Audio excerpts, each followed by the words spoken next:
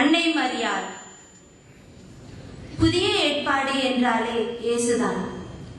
அந்த இயேசுவை ஈன்றதால் அன்னை மரியாள் தான் புதிய ஏற்பாட்டை தொடங்கி வைக்கின்றார். அதன் காரணமாக அன்னை மரியாள் வணக்கத்திற்கு உரியவளாக உயர்த்தப்படுகின்றார். எனவே அவள் நமக்கு தாயாக இருக்கின்றாள். எந்த தாயும் தன் பிள்ளைகள் துன்பப்படுவதை விரும்புவதில்லை. அதுபோன்றுதான் நம் அன்னையும் துன்பப்படுவோருக்கு இறங்குபவள். அதன் வெளிப்பாடுதான் கானாவூர் கல்யாணத்தில் ரசமின்றி தவித்த குடும்பத்திற்கு உதவ தன் மகனிடம் பரிந்துரைத்தார். அன்னைக்கு ஏன் நாம் விழா எடுக்கின்றோம்? லூக்கா நற்செய்தி 1ஆம் அதிகாரம் 48ஆம் வசனத்தில் அன்னை மரியாள் கூறுகிறார், இது முதல் எல்லா தலைமுறையினரும் என்னை பேர் பெற்றவர் என்பவர். இதைதான் நம் கத்தோலிக்க திருச்சபை செய்கின்றது. அன்னையை போற்றுவது கத்தோலிக்கராகிய நமது கடமை. ஆரோக்கிய அன்னை அன்பியத்தின் சார்பாகவும் மற்றும் பாடகர் குழுவின் சார்பாகவும் அனைவருக்கும் அன்னையின் திருவிழா நல்வாழ்த்துக்கள். நம்முடைய நியமான தேவைகளை அன்னை தன் மகனிடம் இருந்து பெற்று தருவதற்காக இத்திருப்பலியில் ஜெபிப்போம். பலியில் பக்தியுடன் பங்கேற்போம். நம் தேவைகள் மட்டுமின்றி நம்மை சார்ந்தவர்களின் தேவைக்காகவும் இத்திருப்பலியில் பக்தியுடன் மன்றாடுவோம்.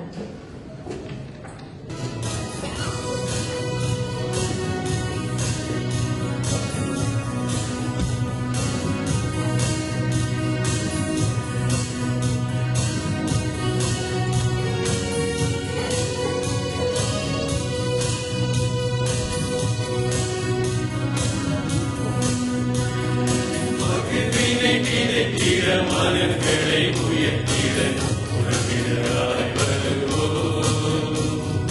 மன்னவன் இயேசுவின் பொன்வழி நடந்திட அன்பினில் வாழ்த்திடுவோம்.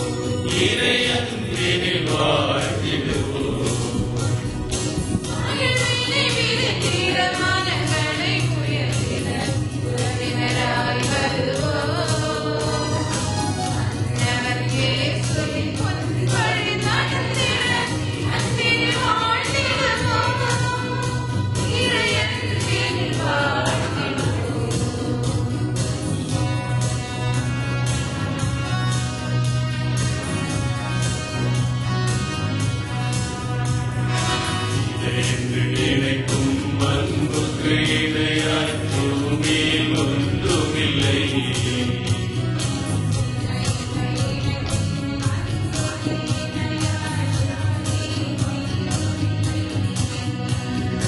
இறைவழி வாழ்ந்திடும் முறை இது தெரிந்தால் பகைமையின் தொல்லை இல்லை.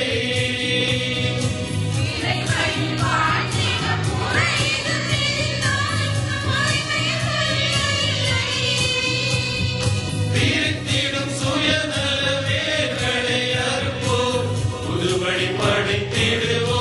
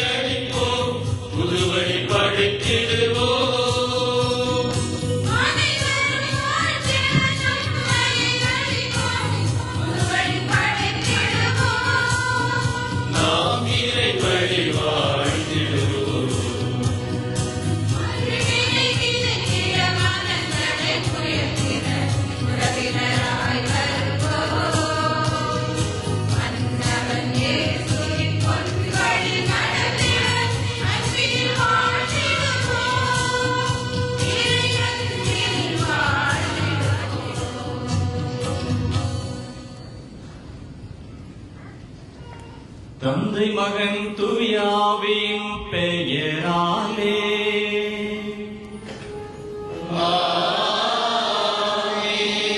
நம் ஆண்டவராகிய இயேசு கிறிஸ்துவின் அருளும் கடவுளின் அன்பும் தூயாவின் நட்புறவும் உங்கள் அனைவரோடும் என்றும் இருப்பதாக.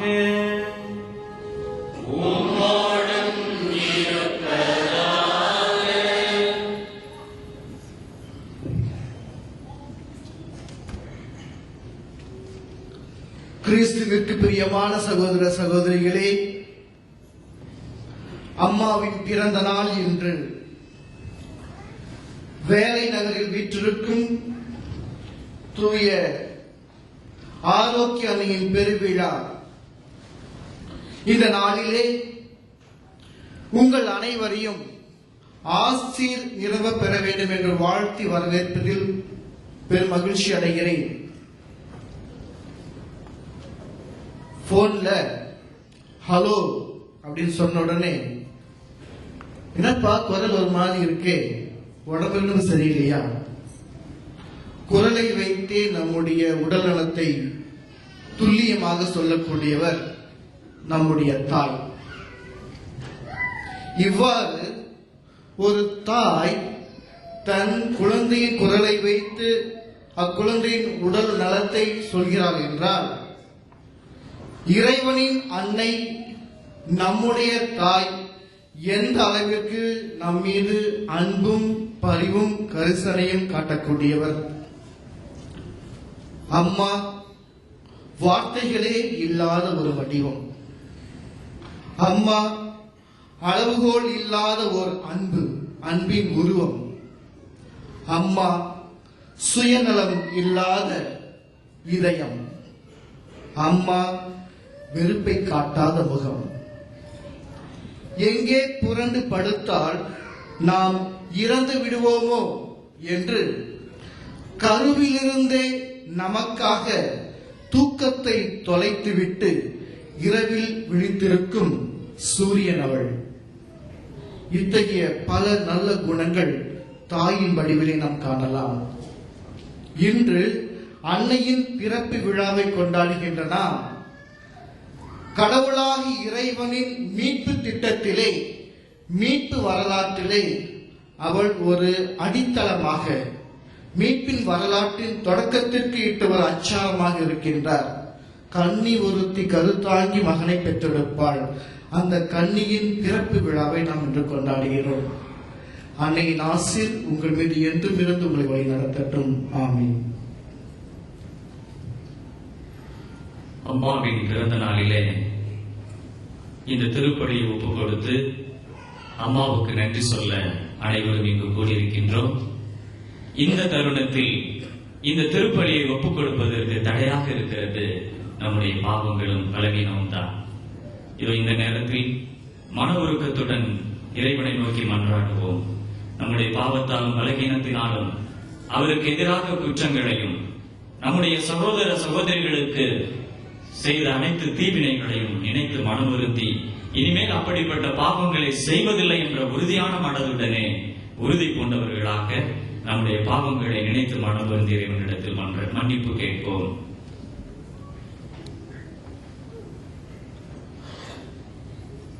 எல்லாம் வல்ல இறைவனிடமும் சகோதர சகோதரிகளிடமும் நான் பாவியங்களை ஏற்றுக்கொள்கிறேன்.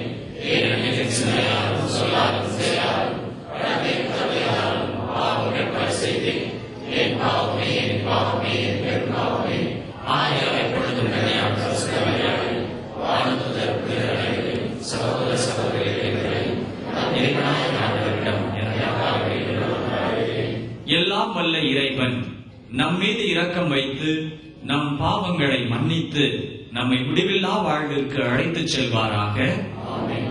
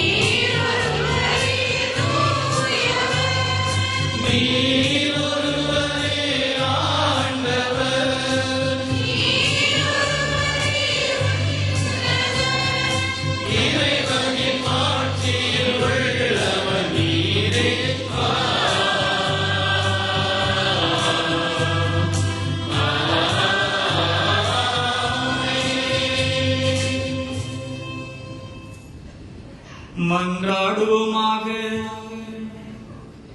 இரக்கம் மிக்க இறைவா, எங்கள் அன்னை மரியாளின் பிறப்பு விழாவாகிய இன்று உம் திருமுன் கூடி உம்மை புகழ்கின்றோம். உம் பிள்ளைகளாகிய எங்களுக்கு தேவையான கொடைகள் அனைத்தையும் இன்று சிறப்பாக பொழிந்தருளும். புனித கன்னிமரியாளின் தாய்மை வேறு எங்கள் மீட்பின் தொடக்கமாக இருந்தது போல் இன்று நாங்கள் கொண்டாடும் அந்த அன்னையின் பிறப்பு விழா உலகிற்கு அருளையும் அமைதியையும் அளிப்பதாக. உம்மோடு தூய ஆவியின் ஒன்றிப்பில் இறைவனாய் என்றென்றும் வாழ்ந்து ஆட்சி செய்கின்ற எங்கள் ஆண்டவரும் உம் திருமகனுமாகிய இயேசு கிறிஸ்து வழியாக உம்மை மன்றாடுகின்றோம்.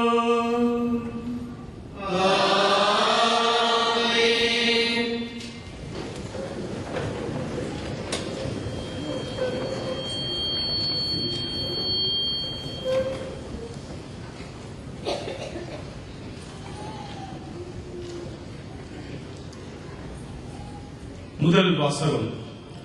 இஸ்ரவேலை ஆளப்போகின்றவர் உன்னிடமிருந்தே தோன்றுவார். இறைவாக்கினர் மீகா நூலிலிருந்து வாசகம். ஆண்டவர் கூறுவது: நீயோ எப்ராத்தா எனப்படும் பெத்லகேமே, யூதாவின் குடும்பங்களுள் மிக சிறியதா இருக்கின்றாய். ஆயினும் இஸ்ரவேலை என் சார்பாக ஆளப்போகின்றவர் உன்னிடமிருந்தே தோன்றுவார். அவர் தோன்றும் வழிமரபோ ஊழி காலமாய் உள்ளதாகும். ஆதலால் பேர்கால வேதனையில் இருப்பவள் பிள்ளை பெறுமரை அவர்களை கைவிட்டு விடுவார். அதன் பின்னர் அவருடைய இனத்தாருள் எஞ்சியிருப்போர் இஸ்ரேல் மக்களிடம் திரும்பி வருவார்கள். அவர் வரும்போது ஆண்டவரின் வலிமையோடும் தம் கடவுளாகிய ஆண்டவரின் பெயரின் மாட்சியோடும் விளங்கி தம் மந்தையை மேய்ப்பார். அவர்களும் அச்சமின்றி வாழ்வார்கள். ஏனெனில் உலகின் இறுதி எல்லைகள் வரை அப்போது அவர் மேன்மை பொருந்தியவராய் விளங்குவார். அவரே அமைதியை அருள்வார். இது ஆண்டவர் வழங்கும் அருள்வாக்கு.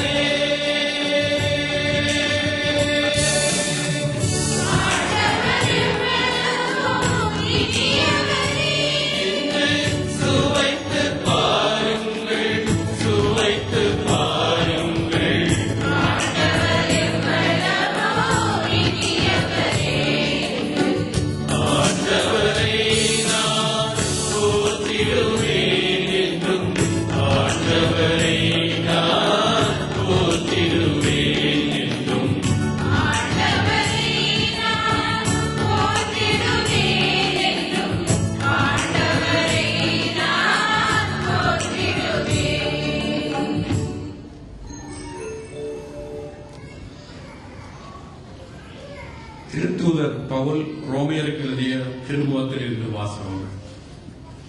அதிகாரம் 8 வசனங்கள் 28 முதல் 30 வரை. சகோதர சகோதரிகளே, கடவுளிடம் அன்பு கூறுபவர்களோடு, அதாவது அவரது திட்டத்திற்கு ஏற்ப அழைக்கப்பட்டவர்களோடு அவர்கள் நன்மைக்காகவே ஆவியார் அனைத்திலும் ஒத்துழைக்கிறார் என்பது நமக்கு தெரியும். தம்மால் முன்பே தெரிந்து கொள்ளப்பட்டவர்கள் தம் மகனின் சாயலுக்கு ஏற்றவாறு இருக்க வேண்டும் என கடவுள் முன்குறித்து வைத்தார். அச்சகோதரர் சகோதரிகள் பலருள் தம் மகன் தலைப்பேரானவராய் இருக்க வேண்டும் என்றே இப்படி செய்தார். தாம் முன்குறித்து வைத்தோரை அவர் அழைத்திருக்கிறார். தாம் அழைத்தோரை தமக்கு ஏற்புடையோராக்கி இருக்கின்றார். தமக்கு ஏற்புடையோர் ஆனோரை தம் ஆட்சியில் பங்கு பெற செய்தார். இது ஆண்டவர் வழங்கும் அருள் வாக்கு.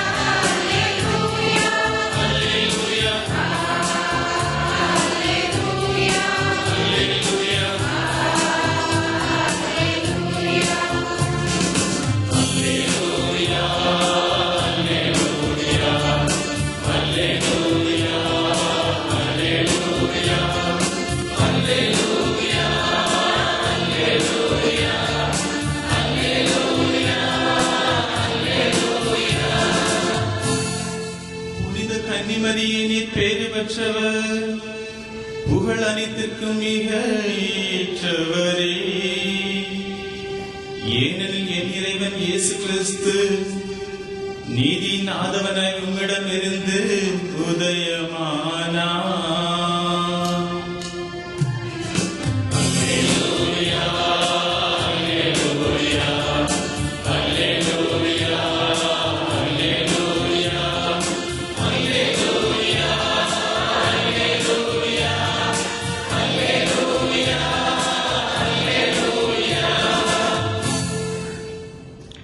ஆண்டவர் உங்களோடு இருப்பாராக.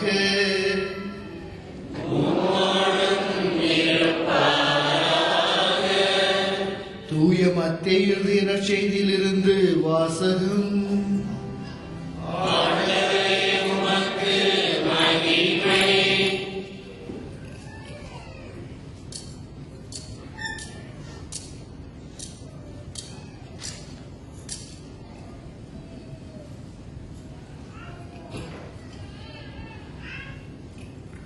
மரியா கருவுற்றிருப்பது தூய ஆவியால் தான்.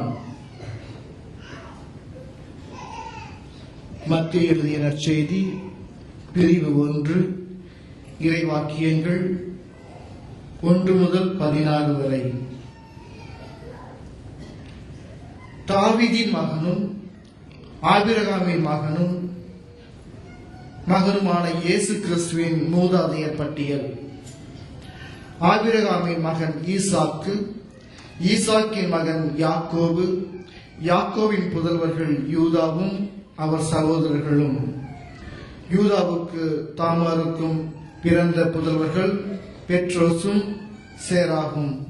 பெட்ரோஸின் மகன் எஸ்ரோன், எஸ்ரோனின் மகன் இராம், இராமின் மகன் அபினதாவு, அபினதாவின் மகன் நகசோன், நகசோனின் மகன் சால்மோன், சால்மோனுக்கும் ராகாவுக்கும் பிறந்த மகன் போவாசு, போவாசுக்கும் ரூத்துக்கும் பிறந்த மகன் ஒபேது, ஒபேதின் மகன் ஈசாய், ஈசாயின் மகன் தாவீது அரசர். தாவீதுக்கு உரியாவின் மனைவியிடம் பிறந்த மகன் சாலமோன், சாலமோனின் மகன் ரெகபயாம், ரெகபயாமின் மகன் அபியாம், அபியாவின் மகன் ஆசா, ஆசாவின் மகன் யோசபாத், யோசபாத்தின் மகன் யோராம், யோராமின் மகன் உசியா, உசியாவின் மகன் யோத்தாம், யோத்தாமின் மகன் ஆகாசு, ஆகாசின் மகன் எசேக்கியா, எசேக்கியாவின் மகன் மனாசே, மனாசேயின் மகன் ஆமோன், ஆமோனின் மகன் யோசியா, யோசியாவின் புதல்வர்கள் எக்கோனியாவும் அவர் சகோதரர்களும். இவர்கள் காலத்தில் தான் யூதர்கள் பாபிலோனுக்கு சிறைப்பிடித்து செல்லப்பட்டார்கள். பாபிலோனுக்கு சிறைப்பிடித்து செல்லப்பட்ட பின்பு எக்கோனியாவுக்கு பிறந்த மகன் செயல்தியேல், செயல்தியேலின் மகன் செருபாபேல், செருபாபேல் மகன் அபியூது, அபியூதின் மகன் எலியாக்கிம், எலியாக்கிமின் மகன் ஆசோர், ஆசோரின் மகன் சாதோக்கு, சாதோக்கின் மகன் ஆக்கிம், ஆக்கிமின் மகன் எலியூது, எலியூதின் மகன் எலையாசர், எலையாசரின் மகன் மாத்தான், மாத்தானின் மகன் யாக்கோபு, யாக்கோவின் மகன் மரியாவின் கணவர் யோசேப்பு, மரியாவிடம் பிறந்தவரே கிறிஸ்து என்னும் இயேசு. இயேசு கிறிஸ்துவின் பிறப்பையொட்டிய நிகழ்ச்சிகள். அவருடைய தாய் மரியாவுக்கும் யோசேப்புக்கும் திருமணம் ஒப்பந்தம் செய்யப்பட்டிருந்தது. அவர்கள் கூடி வாழும் முன் மரியா கருவுற்றிருந்தது தெரிய வந்தது.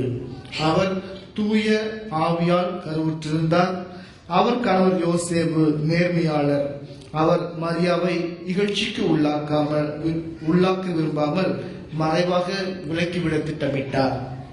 அவர் இவ்வாறு சிந்தித்துக் கொண்டிருக்கும் போது ஆண்டவரின் தூதர் அவருக்கு கனவில் தோன்றி, யோசேப்பே, தாவீதின் மகனே, உன் மனைவி மரியாவை ஏற்றுக்கொள்ள அஞ்ச வேண்டாம். ஏனெனில் அவர் கருவுற்றிருப்பது தூய ஆவியால் தான். அவர் ஒரு மகனை பெற்றெடுப்பார். அவருக்கு இயேசு என பெயரிடுவீர். ஏனெனில் அவர் தம் மக்களை அவருடைய பாவங்களிலிருந்து மீட்பார் என்றார். இதோ கன்னி கருவுற்று ஒரு ஆண்மகவை பெற்றெடுப்பார். அக்குழந்தைக்கு இம்மானுவேல் என பெயரிடுவர் என்று இறைவாக்கினர் வழியாக ஆண்டவர் உரைத்தது நிறைவேறவே இவை யாவும் நிகழ்ந்தன. இம்மானுவேல் என்றால் கடவுள் நம்முடன் இருக்கின்றார் என்பது பொருள். இது கிறிஸ்துவின் நற்செய்தி.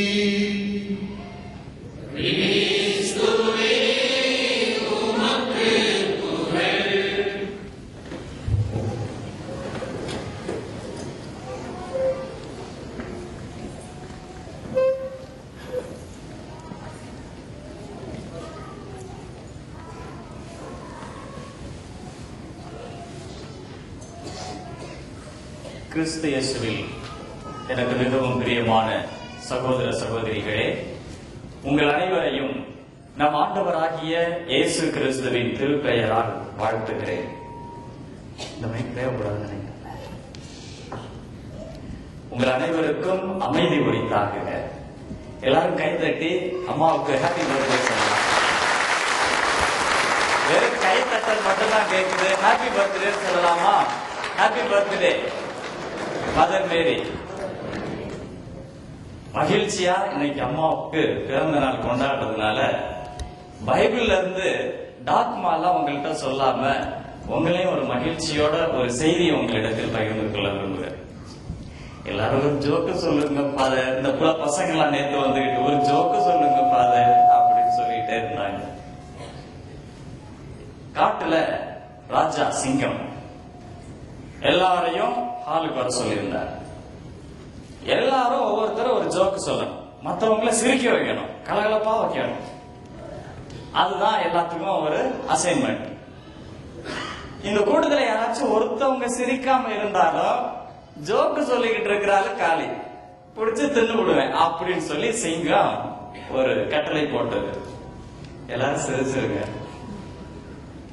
சிங்கம் போட்ட உடனே யானை வந்துச்சு, ஒரு பெரிய ஜோக்க சொல்லுச்சு. எல்லாரும் ரொம்ப சந்தோஷமா சிரிச்சு வயிறு வலிக்க சிரிச்சாங்க. ஒரே ஒரு ஆள் மட்டும் சிரிக்கல. யாருன்னா ஆமை. பேசாம அமைதியா பார்த்துக்கிட்டே இருந்துச்சு. உடனே சிங்கத்துக்கு கோபம் வந்துருச்சு. நீ சொன்ன ஜோக்கு சரியில்லை, அதனால யாரும் சிரிக்கல, ஒருத்தர் சிரிக்கல அப்படின்னு. உடனே அந்த சிங்கம் யானை அடிச்சு அன்னைக்கு கூறு போட்டு சாப்பிடுச்சு. அடுத்த நாள் கரடி வந்துச்சு, நான் ஜோக்கு சொல்ல போறேன் இன்னைக்கு. கரடி வந்து ஜோக்கு சொன்னப்ப எல்லாரும் வயிறுக்குள்ள சிரிக்கிறாங்க, விழுந்து விழுந்து சிரிக்கிறாங்க. அப்பவும் ஒரு ஆள் மட்டும் சிரிக்கல. யாரு? அந்த ஆமை. என்னடா சொல்றாங்க இப்படியே பார்த்துக்கிட்டே இருந்துச்சு.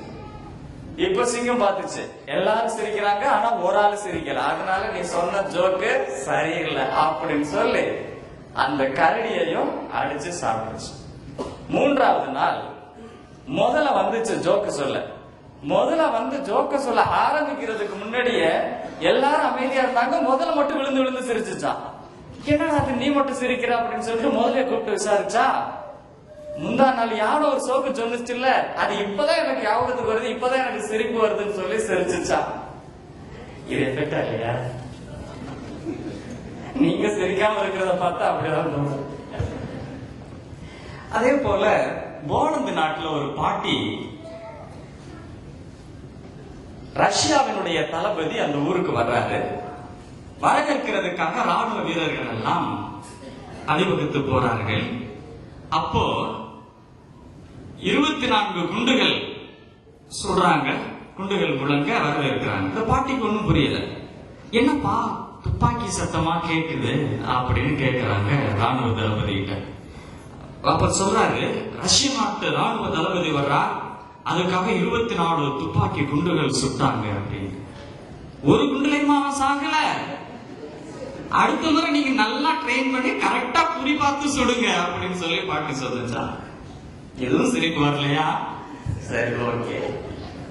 அன்புக்குரியவர்களே, அம்மாவுடைய திருவிழாவில் புதிய ஏற்பாட்டு அன்னை மரியாள், நிறைய பேர் நம்ம பைபிள் படிக்கிறோம். புதிய ஏற்பாட்டினுடைய துவக்கத்திலே அன்னை மரியாளுடைய வாழ்க்கை வரலாறு எல்லாம் சித்தரிக்கப்படுகிறது. நிறைய பரிசுகள் நமக்கு அம்மாவுக்கு கொடுக்கலாம் அப்படிங்கிற ஒரு எண்ணங்கள், ஆசைகள். எந்த பரிசை நாம் கொடுப்பது? ஆண்டவர் இயேசு பிறந்த பொழுது 3 ஞானிகள் பரிசு பொருட்களை கொண்டு வந்தார்கள். அன்னை மரியாளுக்கு நாம் தான் பரிசு பொருட்களை கொடுக்க வேண்டும். ஆகையினால் விவிலியத்தில் இருந்து நான் உங்களுக்கு குறியிட்டு இன்று மறைவுரை ஆற்ற விரும்பவில்லை. வாழ்க்கையில் இருந்து ஒரு சில நிகழ்ச்சிகளை மறைவுரையாக தியானிக்க உங்களை அழைக்கின்றேன். அன்னை மரியாவுக்கு நம்முடைய வாழ்க்கையில் நாம் எவ்வாறு மற்றவர்களுக்கு சாட்சிகளாக, ஒரு கிறிஸ்தவன், ஒரு கத்தோலிக்கன் அன்னை மரியாளை அவளுடைய முன்மாதிரியாக கொண்டு வாழுகின்ற குடும்பம் இது அப்படின்னு மற்றவங்க சொல்லணும். மற்றவங்க சொல்றதுக்கு முன்னாடி நாம் அப்படிப்பட்ட ஒரு வாழ்க்கையை வாழ வேண்டும். இதுதான் நாம உண்மையிலேயே அன்னை மரியாளுக்கு கொடுக்கக்கூடிய ஒரு பிறந்த நாள் பரிசாக இருக்கும். இதைத்தான் உங்களோடு நான் இன்று தியானிக்க விரும்புகிறேன். யாரும் சோர்ந்து போயிடக்கூடாது. அதனால ஒரு அல்லேலூயா சொல்லலாமா? ஹல்லேலூயா, ஹல்லேலூயா, ஆவே மரியா, மரியே வாழ்க. 3 கோணங்களில் நான் உங்களோடு தியானிக்கின்றேன். 1, இறை இயல் பார்வை. அன்னை மரியாள் இறைவனோடு எவ்வாறு தொடர்பு வைத்திருந்தால், அவளுடைய மாதிரி நம்முடைய வாழ்க்கையில் எவ்வாறு இறைவனிடத்தில் எடுத்துச் செல்கிறது. 2வது, குடும்பத்தில் அன்னை மரியாள் எப்படி ஒரு குடும்பத்தை நடத்துகின்றவளாக இருந்தால் நம்முடைய குடும்ப வாழ்வு எவ்வாறு இருக்கிறது. 2 சிந்தனை. 3வது சிந்தனை, தனிப்பட்ட விதத்தில் என்னுடைய வாழ்க்கை எவ்வாறு அன்னை மரியாளுக்கு பரிசளிக்கக்கூடிய வாழ்க்கையாக இருக்கிறது. இதை பற்றி தான் நாம் தியானிக்க போகின்றோம். இறையியல் பார்வை, அதாவது தந்தையாகிய இறைவனோடு அன்னைக்கு உள்ள தொடர்பு என்று கூறுகிற பொழுது ஒரு கேள்வி, அன்னை மரியாள் கடவுளா? ஹலோ, சொல்றீங்களா? அன்னை மரியாள் கடவுளா? அப்படிதான் நினைச்சிட்டு இருக்காங்க கொஞ்சம் பேர். கருணாமூர்த்தி படம் இருக்குல்ல, அதுல இயேசு அடிப்பாங்களா? எங்க ஊர்ல ஒரு பாட்டி சொன்னுச்சு, அந்தோனியாரே ஏசப்பாவை காப்பாத்து அப்படின்னு சொல்லி கதறிச்சு. அந்தோனியாரே ஏசப்பாவை காப்பாத்துனா அந்த பாட்டிக்கு கடவுள் யாரு, அந்தோனியார் யாரு அப்படின்னு தெரியும். அது போலதான் நம்முடைய மக்கள் கூட சில பேரு மாதாவுக்கு நாம கொடுக்கக்கூடிய அந்த ஒரு வணக்கம், மரியாதை, கடவுளுக்கு கொடுக்கக்கூடிய வழிபாடு, ஆராதனை, இது 2க்கும் வித்தியாசம் தெரியாமல் இருந்து கொண்டு இருக்கிறோம். சில கிராமங்களில் அவ்வாறு இருந்து கொண்டிருக்கிறோம். நம்மை பற்றி தவறாக புரிந்து கொள்ளுகிறவர்களும் அவ்வாறே புரிந்து கொண்டிருக்கிறார்கள். ஆகவே இன்று அன்னையினுடைய பிறந்த நாளிலே தெளிவான சிந்தனையை உங்களுக்கு, கண்டிப்பா எல்லாத்துக்கும் தெரியும், தெரிவித்துக் கொள்ள வேண்டியது, ஞாபகப்படுத்திக் கொள்ள வேண்டியது நம்முடைய கடமை. அன்னை மரியாள் கடவுள் அல்ல, அவள் கடவுளின் அடிமை. ஆனால் கடவுளாகிய இயேசுவை இந்த உலகத்திற்கு கொண்டு வந்தவள். திருச்சபையில 3 விதமான வழிபாட்டு முறை என்று கூட சொல்லலாம். ஆராதனை, வழிபாடு, துதிகன மகிமை. இது அனைத்துமே கடவுள் ஒருவருக்குத்தான், மாற்றமில்லை. இதை ஆங்கிலத்தில் லத்தீன் மொழியில அடரேஷன் என்று சொல்லுவார்கள். புனிதர்களுக்கு சாதாரண வணக்கம் நாம் செலுத்த வேண்டும்.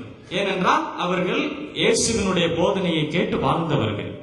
ஆகையினால் அதை தூலியா என்று லத்தீன் மொழியிலே கூறுவார்கள்.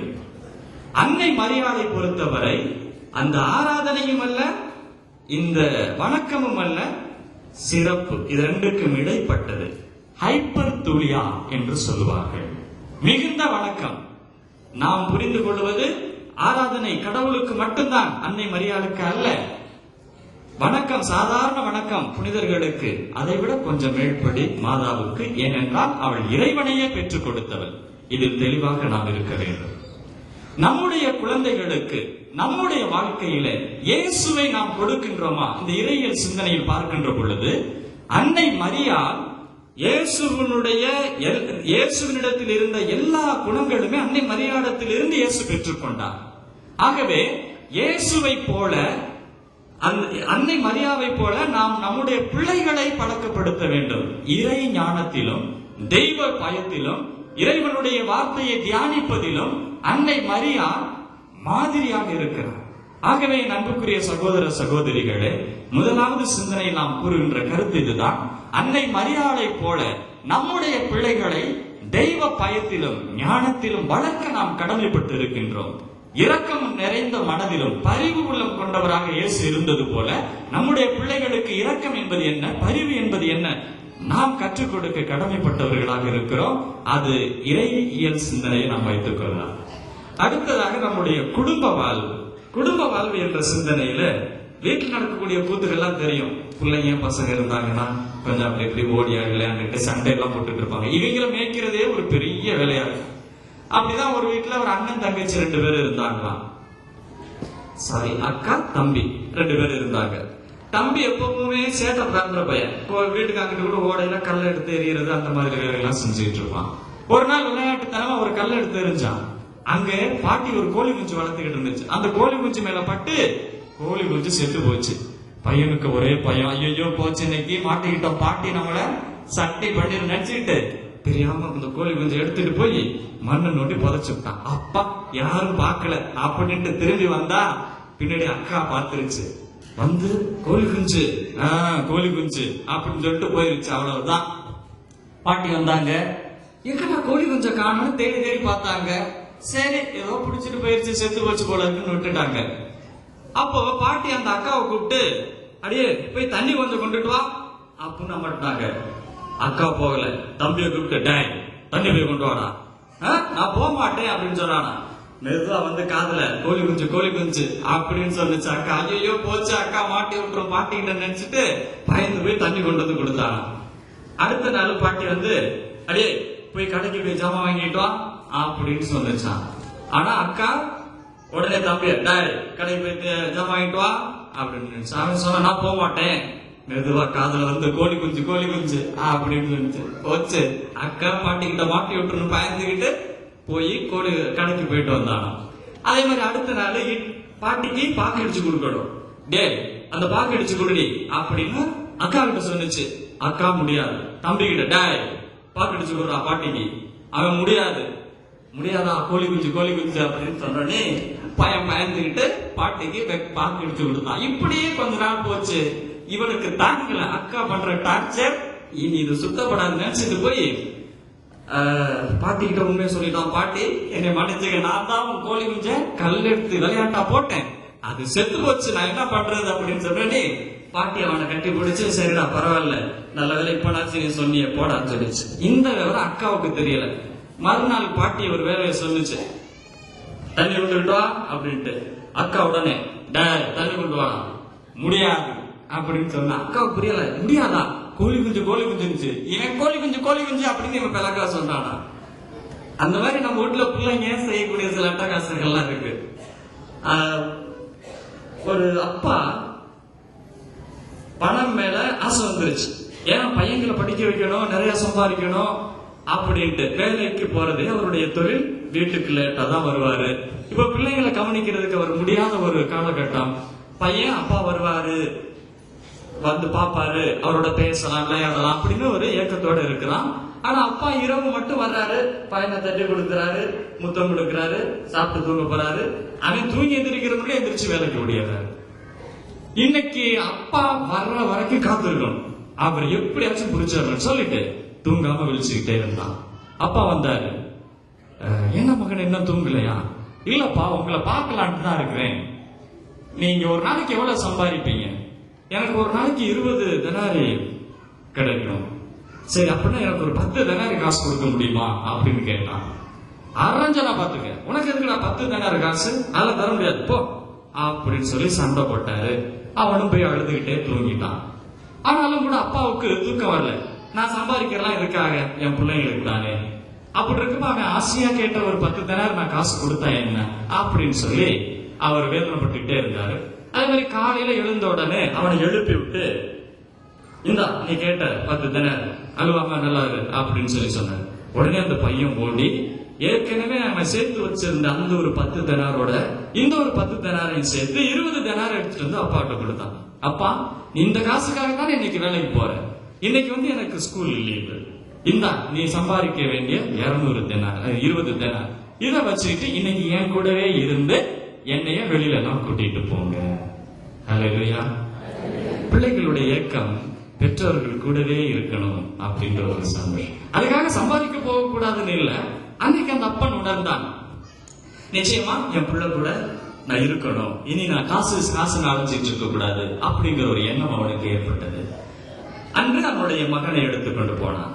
அன்புக்குரிய சகோதர சகோதரிகளே, குடும்ப வாழ்க்கையில் கணவன் மனைவி பிள்ளைகள் இவர்கள் கூட ஒரு பாசமான ஒரு வாழ்க்கை வாழ வேண்டும்.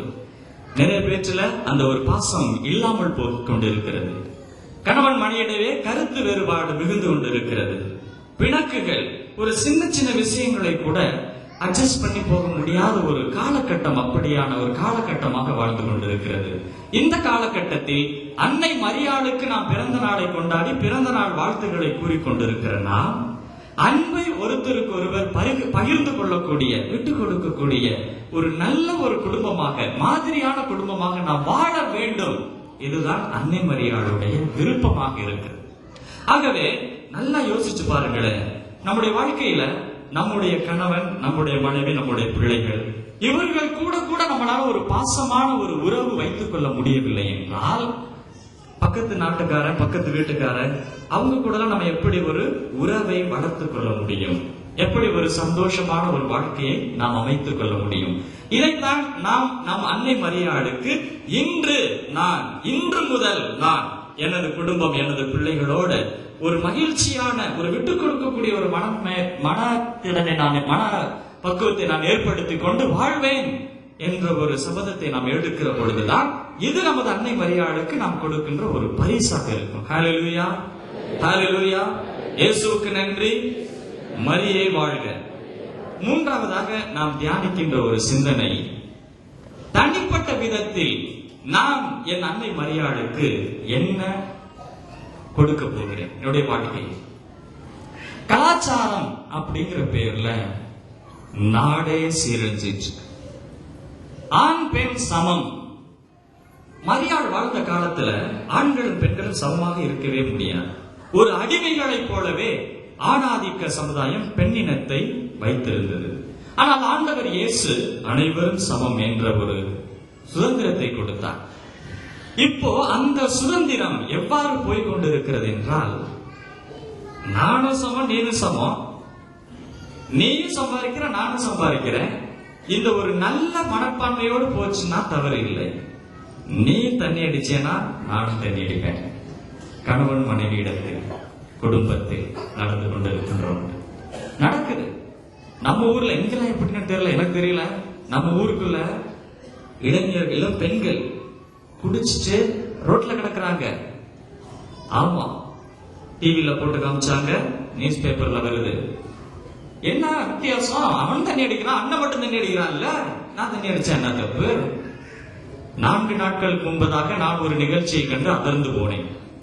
உங்களுக்கு எல்லாம் சர்வசாதாரணமாக தெரியலாம். ரோட்ல ஒரு பெண், வாலிப பொண்ணு, இத்தினோன்னு மட்டும் ட்ரௌசர் போட்டிருந்துச்சு, ஒரு பனியன் போட்டிருந்துச்சு, தம் அடிச்சுட்டு இருந்துச்சு.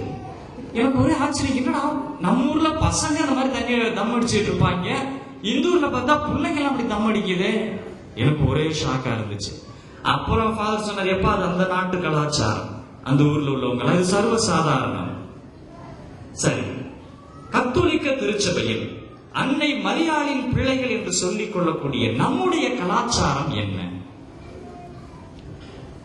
வீட்டில் விட்டு தள்ளுங்க, கோயிலுக்கு வரையில கூட சிலர் முக்காடு போடுறதுக்கு ரொம்ப கூச்சப்படுறோம். முக்காடு போடுவது அடிமையின் ஒரு நிலை என்று கூட ஒரு இறையியல் செய்தி வந்தது. அதனால் முக்காடு போட தேவையில்லை என்ற ஒரு சிந்தனைகள் எல்லாம் வந்தது, தவறு இல்லை. ஆனால் அந்த 1 கொரிந்தியர் 11ஆம் அதிகாரம் 1 முதல் 16 முடிய உள்ள இறைவாக்குகளை நாம் வாசித்தால் எதற்காக முக்காடு போட சொன்னார் என்ற ஒரு சிந்தனை அங்கு தெளிவாக கொடுக்கப்பட்டுள்ளது. மற்றவர்கள் உங்களை பார்க்க வேண்டும் என்பதற்காக நகைகள் எல்லாம் அலங்காரத்தை எல்லாம் பண்ணி கொண்டு வந்து மினிக்கிட்டு தெரியாதீங்க அப்படின்னே சொல்றாரு பவுல். ஆனா போன ஈஸ்டர் அன்னைக்கு ஒரு அம்மா, நான் முதல் வாசம் வாசிக்கணும் ஃபாதர், எனக்கு ஒரு ரீடிங், அன்னைக்கு 6-7 ரீடிங் இருக்கு, நான் ஒரு ரீடிங் வாசிக்கணும் ஃபாதர் கேட்டிருந்தாங்க. சரிமான கொடுத்திருந்தேன். அந்த அம்மா அன்னைக்கு வாசிக்கிற அன்னைக்கு வர்றாங்க, ஃபுல்லா லிப்ஸ்டிக். நம்ம ஊருக்குள்ள லிப்ஸ்டிக் தேவையா? வந்து பார்த்தா அந்த ஹஸ்பண்ட் வெளிநாட்டுல இருக்கிறார். இந்த அம்மா இவ்வளவு பெரிய லிப்ஸ்டிக்கோட வந்துச்சு. எதுக்காக வந்திருக்கீங்க? ரீடிங் வாசிக்க. ரீடிங் வாசிக்க எதுமா இவ்வளவு மேக்கப்? போய் ஒழுங்கா அந்த லிப்ஸ்டிக் அழிச்சிட்டு வந்தா உங்களுக்கு தரவே இல்லை, தர முடியாது போகணும் அப்படின்னு சொல்லி விரட்டி. அன்புக்குரிய சகோதர சகோதரிகளை சற்று யோசித்து பார்ப்போம். மற்ற ஆண்கள் பெண்கள் அனைவரும் கூடுகின்ற இந்த இடத்தில் நம்முடைய வெளி அலங்காரத்தை காட்டிக் கொள்வதற்காக அல்ல இந்த இடம், ஜெபிப்பதற்காக. நாம் முக்காடு அணிந்து கொள்ள வேண்டும், ஏனென்றால் மற்றவர்கள் நம்மை பார்த்து ரசிப்பதற்காக இல்லை. இதைத்தான் தெளிவாக விவிலியம் சொல்லுகிறது. முக்காடு போடவில்லை என்றாலும் பரவாயில்லை, நாகரிகமான உடைகளை அணிந்து ஆலயத்திற்கு நாம் வர வேண்டும். இதுதான் அன்னை மரியாளினுடைய இந்த பிறந்த நாளில தனிப்பட்ட ஒழுக்கம். டிரெஸ் இப்படி இருக்குது, நல்லா போத்தி இருக்கிறோம், இதெல்லாம் முக்காடு எல்லாம் போட்டு நைட்டும் பகலும் இரவுல கூட இப்படி எல்லாம் கண்ணெல்லாம் தெரியாம போறோம். ஆனா மனசுக்குள்ள தீய சிந்தனை, பலவிதமான இச்சைகள், அது சரியா? முற்றிலும் தவறு. அதுக்கு நீங்க டிரெஸ் ஒரே அறையா போட்டாலும் கூட பரவாயில்ல, உங்களுடைய மனசு தூய்மையாக இருக்க வேண்டும். இதை இறைவன் விரும்புகிறார். அதே சமயத்தில் உள்ள என்ன இருக்கோ அதான் வெளியில வரும். ஆகையினால் என் அன்புக்குரிய சகோதர சகோதரிகளே, நமது அன்னை மரியாளுடைய பிள்ளைகளாகிய நாம், மரியாளுடைய கலாச்சாரம், இவர்கள் எல்லாம் கத்தோலிக்க கிறிஸ்தவர்கள், அன்னை மரியாளை மாதிரியாக கொண்டு பின்பற்றுகிறவர்கள், நாகரிகமாக நடந்து கொள்வார்கள் என்று அவர்கள் நம்மை குறித்து சொல்ல வேண்டும். ஆகையினால் நாம் அதற்கு தகுந்தாற்போல் நம்முடைய உடையிலும் சரி, நம்முடைய பழக்கங்களிலும் சரி, நம்முடைய எண்ணங்களிலும் சரி தூய்மையானவர்களாக இருக்கின்ற பொழுது இறைவனுடைய ஆசீர் நிச்சயம் கிடைக்கும். ஆகவே அன்புக்குரிய சகோதர சகோதரிகளே, இந்த நாளிலே நாம் அன்னை மரியாளுக்கு விழா எடுக்கின்றோம், பிறந்த நாள் விழா கொண்டாடுகின்றோம். இந்த சபதத்தினை நாம் ஏற்போம். இந்த 3 மற்றும் இறை வழிபாடு, இறைவனை நாம் தூய்மையான உள்ளத்தோடு போற்றுவோம். நம்முடைய குடும்ப வாழ்க்கையில ஒருவருக்கொருவர் விட்டு கொடுத்து உண்மையான பெற்றோர்களாக, உண்மையான கணவன் மனைவிகளாக, உடன்படிக்கையின் உறுப்பினர்களாக நாம் வாழ்வதற்கு முயற்சிப்போம். அடுத்ததாக நம்முடைய தனிப்பட்ட வாழ்க்கையில நம்முடைய பாவ சிந்தனைகள் எல்லாம் விட்டகன்று இறைவனுக்கு உகந்தவர்களாக வாழ்வோம். இதுவே நாம் அன்னை மரியாளுக்கு கொடுக்கின்ற ஒரு சிறந்த பரிசு. ஹல்லேலூயா. இயேசுவுக்கு நன்றி. மரியே வாழ்க. Dear loving brothers and sisters in Christ Jesus, today we are reflecting on the theme Mother Mary in the New Testament. The New Testament begins with Mother Mary because she is a chosen. Throughout these days we were reflecting from the Bible what says, all the reflections we had. Today I don't want to go to that reflections from the New Testament. I wanted to take 3 important things that reflects our life. It only gives a meaning, a witness to our Mother Mary, that if we are proud of calling that Mother is our Mary, we need to be as a children of Mother Mary regarding these three matters. First, prayer and the relationship with God. Mother Mary was so closer to God throughout her life. And Jesus imbibed all the good qualities from his mother. Mother was so kind. Mother was so graceful and so generous to all the poor and the needy. So Jesus also was very much generous and helping to all the people.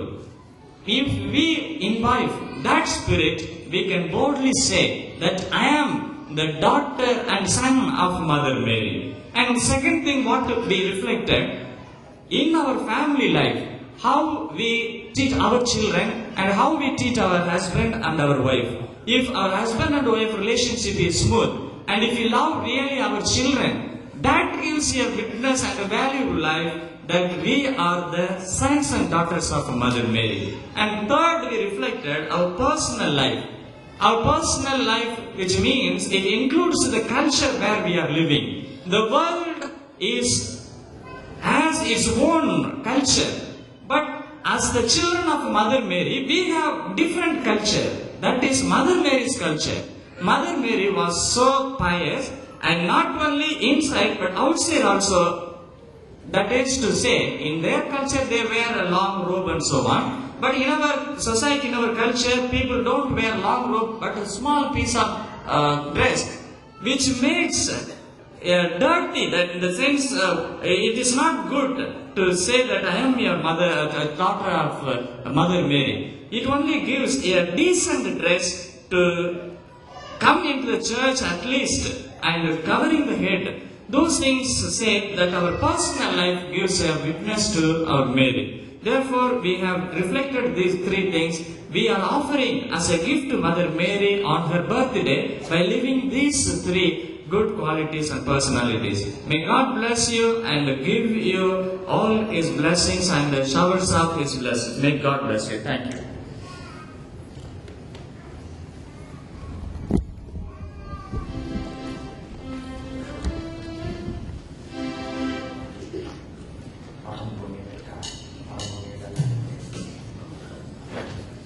அனைவரும் எழுந்து நின்று நம்முடைய மன்றாட்டுகளை சமர்ப்பிப்போம்.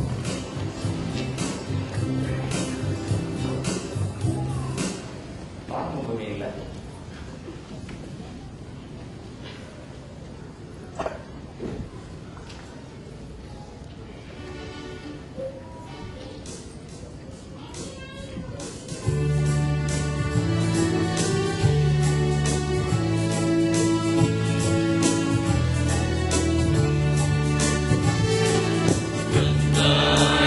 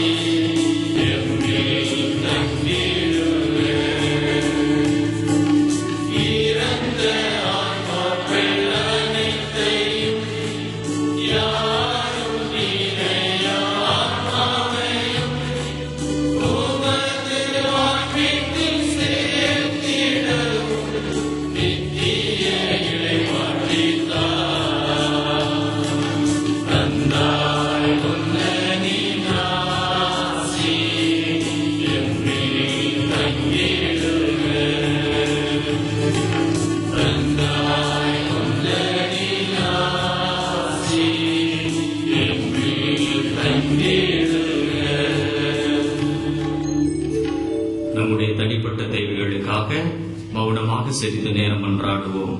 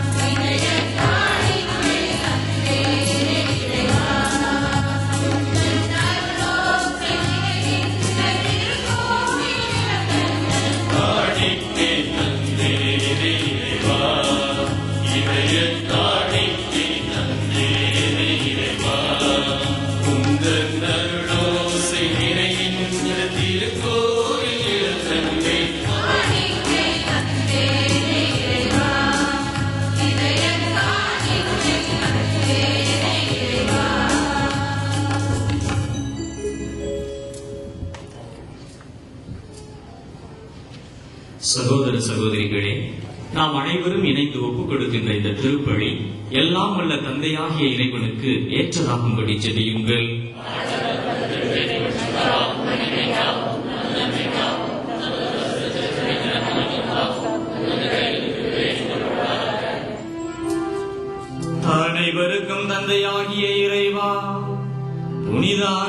அன்னை வழியாக நாங்கள் பெற்றுக்கொண்ட அனைத்து நன்மைகளுக்காகவும் நன்றியாக இப்புகழ்ச்சி வழி உமக்கு ஒப்பு கொடுக்கின்றோம். அந்த அன்னை வழியாக உம்மை அண்டி வரும் எண்ணற்ற மக்களுக்கு நீர் தாராளமாக நன்மைகளை வாரி வழங்குவது போல நாங்களும் எங்களை முழுவதும் உமக்கு அளிக்கின்றோம். எங்கள் அர்ப்பணத்தை ஏற்றுக்கொள்ளுமாறு எங்கள் ஆண்டவராகிய கிறிஸ்து வழியாக உம்மை மன்றாடுகின்றோம்.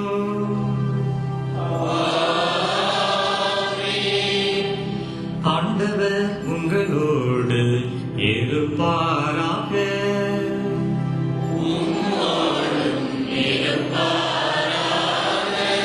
இதயங்களை ஆண்டவரிடம் எழுப்புங்கள்.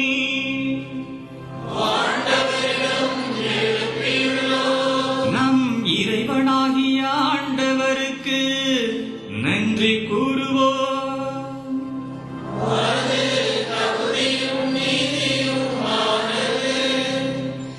ஆண்டவரே, தூயவரான தந்தையே, என்றும் வாழும் எல்லாம் வல்ல இறைவா, எந்நாளும் எவ்விடத்திலும் நாங்கள் உமக்கு நன்றி செலுத்துவதும் எப்பொழுதும் கன்னியான தூய மரியாளின் பிறந்த நாளில் நாங்கள் உம்மை போற்றி புகழ்ந்தேத்துவதும் மெய்யாகவே தகுதியும் நீதியும் ஆகும்.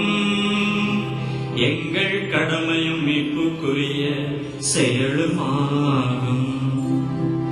அந்த அன்னை தூய ஆவினில் இட்டதால் உம்முடைய ஒரே பேரான திருமகனை கருத்தரித்து தம் கன்னிமையின் மகிமை குன்றாமல் அந்த முடிவில்லா ஒளியான எங்கள் ஆண்டவர் இயேசு கிறிஸ்துவை உலகிற்கு அளித்தார். அவர் வழியாகவே உமது மகத்துவத்தை வானக தூதர் அனைவரும் அணியணியாக இடையராது புகழ்ந்தேத்தி பணிந்து வணங்குகின்றனர், கூடி மகிழ்ந்து கொண்டாடுகின்றனர். அவர்களோடு எங்கள் குரலையும் சேர்த்துக் கொள்ளுமாறு நாங்களும் உம்மை தாழ்மையுடன் இறஞ்சி புகழ்ந்து அக்கடித்து முடிவின்றி பாடுவதாவது.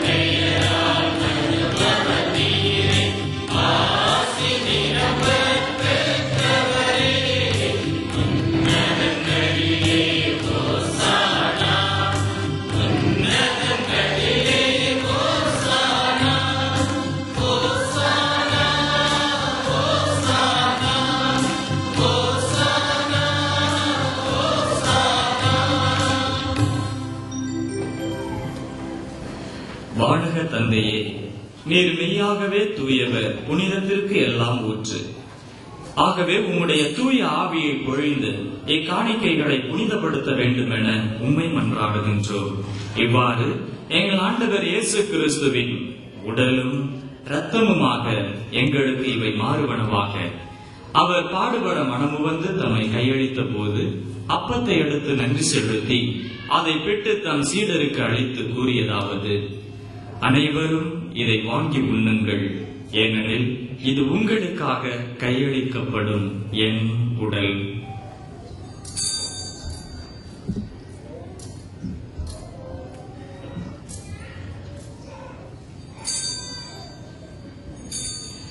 அவ்வண்ணமே உணவருந்திய பின் கிண்ணத்தை எடுத்து நன்றி செலுத்தி தம் சீடருக்கு அழைத்து அவர் கூறியதாவது: அனைவரும் இதை வாங்கி பருகுங்கள், ஏனெனில் இது புதிய நித்திய உடன்படிக்கைக்கான என் இரத்தம்.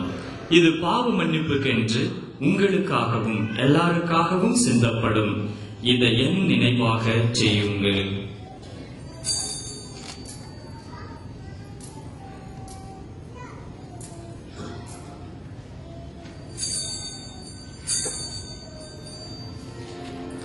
இது விசுவாசத்தின் மறைபொருள்.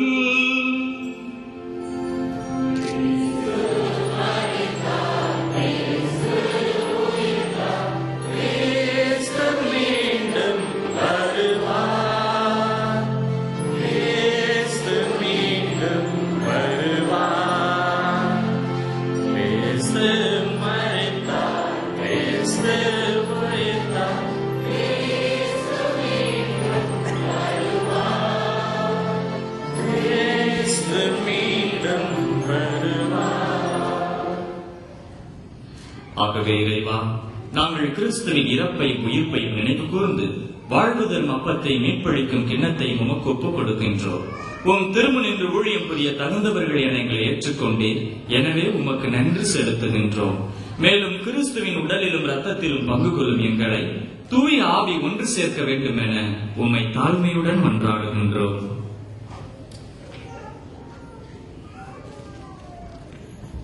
இறைவா, உலகெங்கும் பரவியிருக்கும் உமது திருச்சபையை சிறப்பாக எங்கள் திருத்தந்தை பிரான்சிஸ், எங்கள் ஆயர் கமிலோ, ஏனைய ஆயர்கள், திருப்பணியாளர்கள், துறவியர், பொதுநிலையினர் ஆகிய அனைவரையும் நினைவு கொண்டருளும். இன்று சிறப்பாக திருப்பலி ஒப்புக் கொடுக்கின்ற அனைத்து குடும்பத்தினரின் கருத்துக்கள் நிறைவேறவும், மேலும் வேலை நிரந்தரம் கிடைக்கவும், வேலை தேடி வந்திருப்பவர்களுக்கு நல்ல வேலை கிடைக்கவும், சுய தொழில் செய்பவர்கள் தொழில் வளம் பெறவும் இறைஞ்சி மன்றாடுகின்றோம். துன்ப துயரங்கள், தீராத வியாதி வருத்தங்கள் போன்றவற்றிலிருந்து துன்பப்படுகின்றவர்களுக்கு கூடிய விரைவில் நல்ல சுகத்தையும் ஆறுதலையும் கொடுத்தருளும். தீய சக்திகளின் பிடியிலிருந்து இவர்கள் விடுவிக்கவும், பிலிசுனிய கட்டுகளில் இருந்து முழுமையாக விடுதலை பெறவும் ஆசிர்வதியும். மேலும் வறுமை வாடும் மக்களை வளமாக்கும், அமைதியின்றி அலையும் மக்களுக்கு ஆறுதலை தாரும். திருமண தம்பதிகளுக்கு நல்ல புரிந்து கொள்ளுதலையும், குழந்தை வரம் வேண்டி வருபவர்களுக்கு குழந்தை வரத்தையும் கொடுத்து ஆசிர்வதியும். மேலும் ஆண்டவரே, உம்முடைய மக்கள் என்று இவர்கள் என்றும் சாட்சி பாடுகின்ற மக்களாக அன்பு, அமைதி, சமாதானம், ஒற்றுமை உள்ள வாழ்க்கை வாழ இவர்களை நிறைவாய் ஆசீர்வதித்து உமது அன்பின் நிறைவை நாங்கள் அடைய செய்துள்ளோம். தந்தையே, உயிர்த்திலும் நம்பிக்கையுடன் இறந்து போன எங்கள் சகோதர சகோதரிகளையும் இறந்தோர் அனைவரையும் நினைவு கூர்ந்து ஒளிமிக்க உம் திருமணம் ஏற்றுக்கொள்ளும். எங்கள் அனைவர் மீதும் இரக்கமாயிரும். இறைவனின் கன்னித்தாயான மாட்சிமிக்க மரியாள், அவர் அன்புக்கு அவர் புரிந்த சூசையப்பர், இவ்வுலகில் உமக்கு உகந்தவராய் இருந்த புனிதர்கள், அப்போஸ்தலர்கள் மற்றும் அனைவரோடும் நாம் நிலையான வாழ்வில் தோழமை கொண்டு உம் திருமகன் இயேசு கிறிஸ்து வழியாக உம்மை புகழ்ந்தேற்று வரமரல உம்மை மன்றாடுகின்றோம்.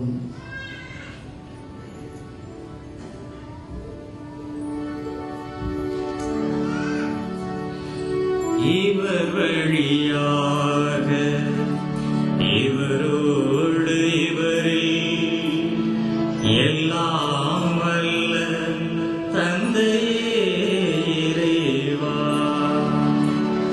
தூய ஆவியின் ஒன்றிப்பில் எல்லா புகழும் மாட்சிமையும் என்றென்றும் உமக்கு உரியதே.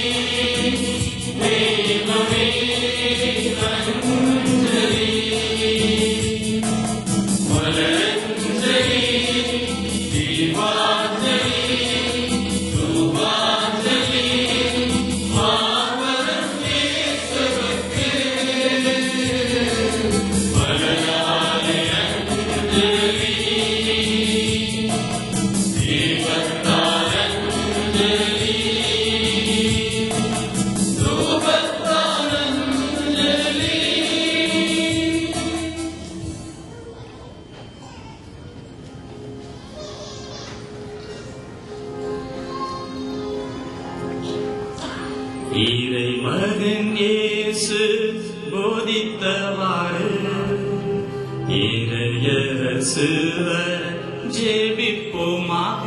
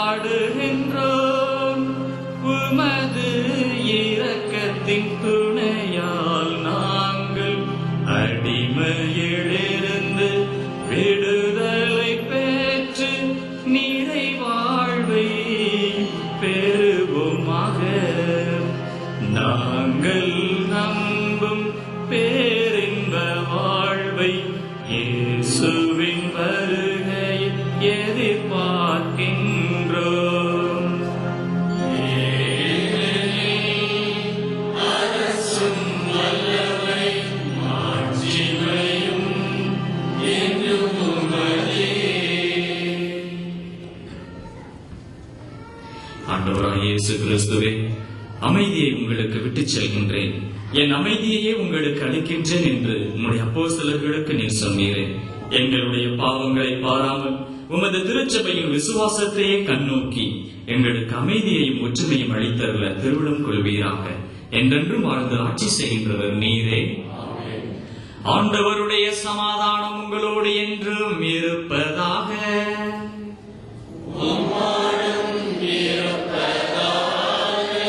ஒருவருக்கொருவர் சமாதானத்தை அறிவித்துக் கொள்வோம்.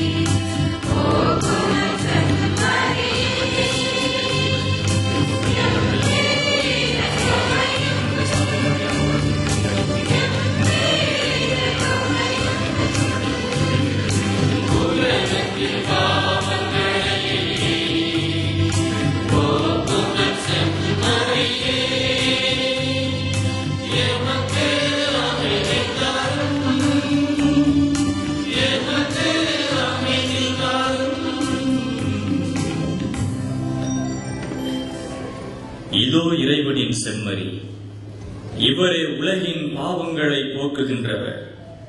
இந்த செம்மறியின் விருந்துக்கு அழைக்க பெற்றவர் பேறு பெற்றோர்.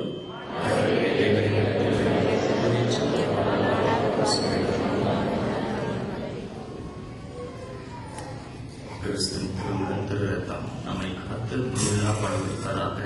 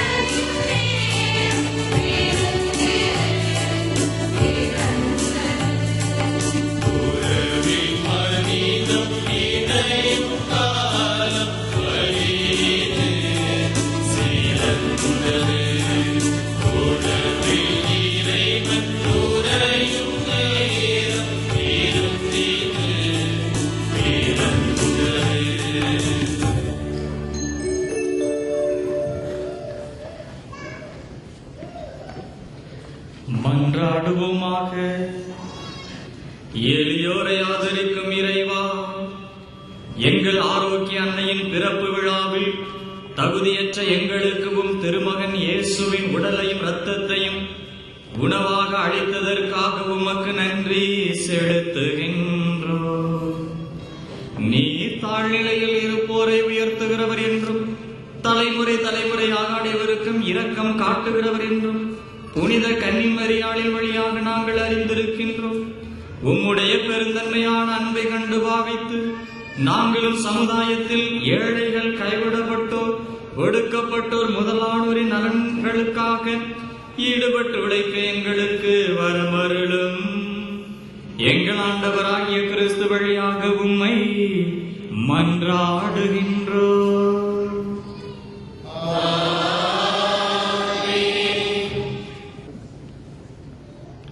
அனைவருக்கும் அன்னையின் திருவிழா வாழ்த்துக்கள். இப்பொழுது தந்தை அவர்கள் நோயாளிகளுக்காக ஜெபிப்பார். ஜெபித்த பிறகு தீர்த்தம் தெளித்து மாந்திரிக்கப்படும். பிறகு நாம் அன்னைக்கு கேக் வெட்டி முடித்த பிறகு திரு எண்ணெய் பூசி உங்களுக்கு நோயாளிகளுக்கும் மற்றவர்களுக்கும் ஜெபிக்கப்படும்.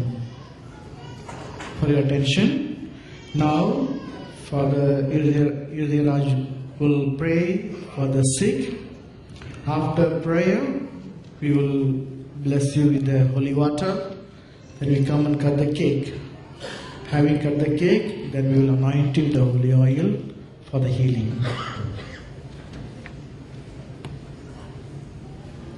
அனைவரும் எழுந்து நின்று நோயாளிகளுக்காக ஜெபிப்போம்.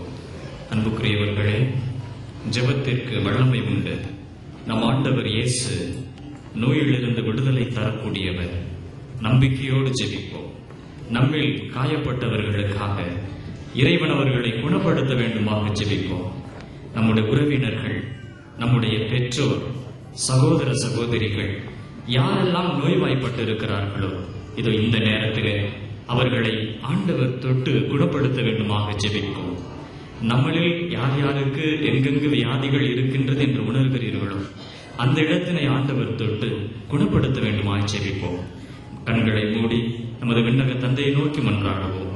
எங்கள் விண்ணக தந்தையாகிய இறைவா, பாவத்திலிருந்து எங்களை மீட்கவும் துன்பத்திலிருந்து எங்களை விடுவிக்கவும் உம் திருவிழப்படி ஒரு குழந்தையாக உம் திருமகன் கன்னிமரியாளின் வழியாக எங்களிடையே தோன்றினார். எல்லா நோயாளிகளுக்காகவும் உம்மை மன்றாடுகின்றோம். உமது சித்தப்படி அன்னையின் பரிந்துரையால் இவர்களின் வேதனையை நீங்கி நோயை குணமாக்கியர்களும் உமது இரக்கத்தால் உள்ளத்திலும் உடலிலும் இவர்கள் நலம் பெற்று மீண்டும் உமக்கு நன்றி செலுத்துவார்களாக. தந்தையே, உம்மோடும் தூய ஆவியோடும் இறைவனா என்றென்று வாழ்ந்து ஆட்சி செய்யும் எங்கள் ஆண்டவரும் திருமகனுமாகிய குழந்தை இயேசு வழியாக உம்மை மன்றாடுகின்றோம். இரக்கமுள்ள தந்தையே, தம்மை அண்டி வந்த நோயாளிகளின் துயரை கண்டு மனம் இறங்கினார் உன் திருமகன் எங்கள் ஆண்டவர் இயேசு கிறிஸ்து. நோயாளிகளும் அங்கம் குறைந்தவர்களும் தீராத நோயினால் துன்புற்றோரும் கனிவான அவரது கரம் தொட்டவுடனே குணமடைந்தனர். இங்கே குழுமியிருக்கும் நோயாளிகளையும் அதே அன்பு கரத்தால் தொட்டு புனித ஆரோக்கிய அன்னையின் பரிந்துரையால் குணமாக்க வேண்டும் என்று தாழ்ந்த உள்ளத்தோடு உண்மை கேட்கின்றோம். உடலிலும் உள்ளத்திலும் முழு நலம் பெற்று மகிழ்வார்களாக எங்கள் ஆண்டவர் இயேசு கிறிஸ்துவின் பெயரால் உம்மை மன்றாடுகின்றோம். ஆமென். ஆண்டவர் உங்களோடு இருப்பாராக.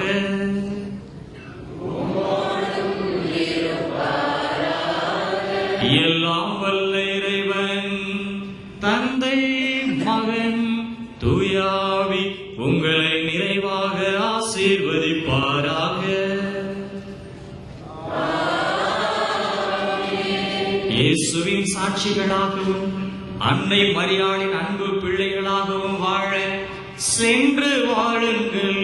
திருப்பலி நிறைவேறிற்று.